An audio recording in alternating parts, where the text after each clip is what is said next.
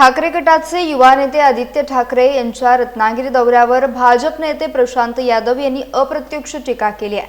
आदित्य ठाकरे हे त्यांच्या पक्षाच्या कामासाठी रत्नागिरी जिल्ह्याच्या दौऱ्यावर येत आहेत। ते कशा पद्धतीने दौरा करतात हे त्यांनाच माहीत, असं प्रशांत यादव यांनी म्हटलंय। मात्र भारतीय जनता पार्टीचे नेते सातत्याने रत्नागिरी जिल्ह्यात येत असल्याचं त्यांनी सांगितलं। पक्षाचे नेते आम्ही ज्यावेळी बोलवतो त्यावेळी आम्हाला उपलब्ध होतात, त्यामुळे आम्ही या पक्षात काम करतो आणि स्वतःला भाग्यवान समजतो, असं देखील प्रशांत यादव म्हणाले।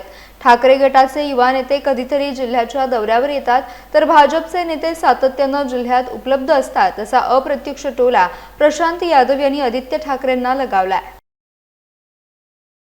तर ते त्यांच्या पक्षासाठी येत आहेत आणि त्या माध्यमातून ते त्या कशा पद्धतीचा दौरा करतात त्यांना माहीत।